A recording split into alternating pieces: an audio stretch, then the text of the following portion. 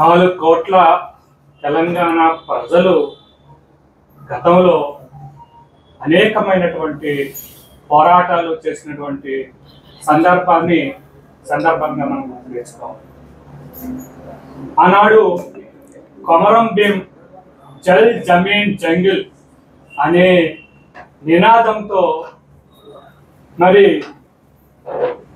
గిరిజనులందరికీ కూడా తెలంగాణ ప్రాంతంలో ఉన్నటువంటి ప్రజలకు అన్ని విధాలుగా మరి జల్ జమీన్ జంగిల్ అనే నినాదంతో మరి సంక్షేమం గురించి పోరాటం చేసినటువంటి సందర్భాన్ని మనం గుర్తు తెచ్చుకోవాలి.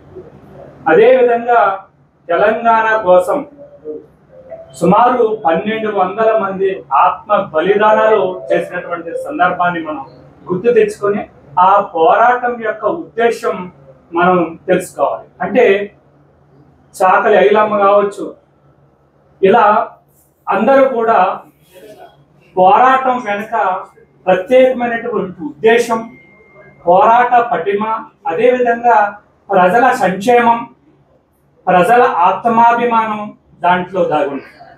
కానీ ఈరోజు కొంతమంది స్వార్థ పరులు మరి వాళ్ళ యొక్క వ్యక్తిగత రాజకీయ ప్రయోజనాల కోసం చేస్తున్నటువంటి ఇది ఏదైతే go back Marwadi, go back Gujarati అనే ఉద్యమం ఏదైతే ఉందో ఇది పూర్తిగా అసంబద్ధమైనది అని, మరి దీని వెనక ప్రత్యేకమైనటువంటి ఉద్దేశం, ప్రజలకు ఉపయోగపడే ఉద్దేశం ఏది లేదు అనేది మనం ఒకసారి గమనించవలసినటువంటి విషయం, అర్థం చేసుకోవాల్సినటువంటి విషయం అని ఈ సందర్భంగా తెలియజేస్తూ ఉన్నాను.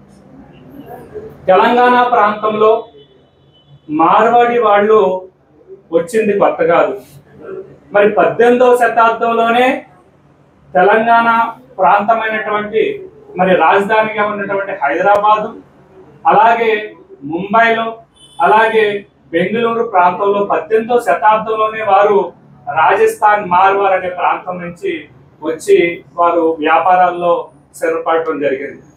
కొంతమంది మరి ఇక్కడే పుట్టి వాళ్ళు ఇక్కడే వ్యాపారాలు చేసుకుని రకరకాల మరి వృత్తుల్లో వారు కొనసాగుతున్నటువంటి సందర్భాన్ని ఈరోజు వాళ్ళ స్వార్థ ప్రయోజనాల కోసం ప్రత్యేకంగా గోబ్యాక్ మార్వాడి, గోబ్యాక్ గుజరాతీ అంటే వాళ్ళు ఏమైపోవాలి, ఎంతవరకు వాళ్ళు ఏర్పాటు చేస్తున్నటువంటి మరి వాళ్ళ యొక్క వ్యవస్థ ఏమైపోవాలని సందర్భంగా వాళ్ళని సూటిగా ప్రశ్నిస్తూ ఉన్నాం.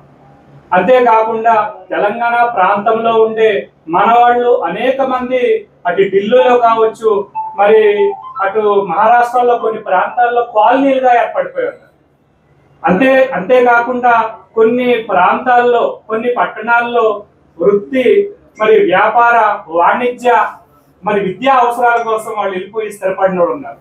మరి ఆ ప్రాంతంలో ఉన్నటువంటి ప్రజలు గో బ్యాక్ తెలంగాణ అంటే మరి వారు ఏర్పాటు చేసుకున్నటువంటి వ్యవస్థ కావచ్చు, ఇళ్ళు కావచ్చు, వ్యాపార సముదాయాలు కావచ్చు ఏమైపోవాలనే సందర్భంగా ఈ యొక్క ఏదైతే గో బ్యాక్ మార్వాడి అనే నినాదంతో ముందుకు వస్తున్నటువంటి పెడమర్తి రవిని, అలాగే మరి శ్యామ్ని కూడా ఈ సందర్భంగా పత్రికాముఖంగా ప్రశ్నిస్తూ ఉన్నాం. మీ యొక్క స్వార్థ ప్రయోజనాల కోసం, మరి మీ యొక్క వ్యక్తిగత ప్రయోజనాల కోసం ఈ ఉద్యమాన్ని ఏదో ముందుకు తీసుకోవాలని ప్రయత్నం చేస్తే ఇది ఖచ్చితంగా దీని వెనక ప్రత్యేకమైనటువంటి ప్రజా సంక్షేమం లేదు కాబట్టి, ప్రత్యేకమైనటువంటి ఉద్దేశం లేదు కాబట్టి ఇది ఖచ్చితంగా నీరు గారిపోయే పరిస్థితి అని, అన్నదమ్ముల్లా కలిసి ఉన్నటువంటి మనలో మొట్టమొదటిగా మనం భారతీయులమని గుర్తు తెచ్చుకోవాలి.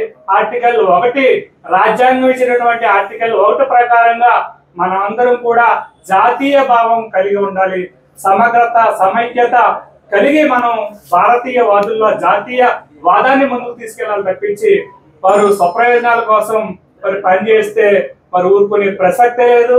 అదేవిధంగా పిడమర్తి రవి ప్రత్యేకంగా బీజేపీ నాయకులను ఉద్దేశించి బండి సంజయ్ గారి గురించి మాట్లాడాడు. ఈ సందర్భంగా మేము చెప్తున్నాం, ఎట్టి పరిస్థితుల్లో కూడా మరి go back Marwadi, go back Gujarati అంటే లక్షలాది మంది రోహింగ్యాలు భారతదేశంలో అక్రమంగా నివసిస్తున్నారు. వాళ్ళ వల్ల అనేకమైన అసాంఘిక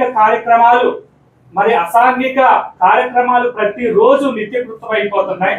మరి దానివల్ల మరి ప్రజలకు సామాన్య ప్రజా జీవనానికి ఎంతో అంతరాయం ఏర్పడుతుంది. మొట్టమొదటిగా go back Marwadi, go back Gujarati అనేకంటే ముందు గో బ్యాక్ రోహింగ్యా అనే నినాదంతో మనం వెళ్ళవలసినటువంటి అవసరం తెలంగాణ ప్రజలకు ఎంతైనా ఉందని ఈ సందర్భంగా తెలియజేస్తూ, మరి వచ్చినటువంటి మీడియా మిత్రులందరికీ, మరి నా యొక్క సహచర నాయకులందరికీ కూడా హృదయపూర్వకమైన ధన్యవాదాలు తెలియజేసుకుంటూ సెలవు తీసుకుంటాను.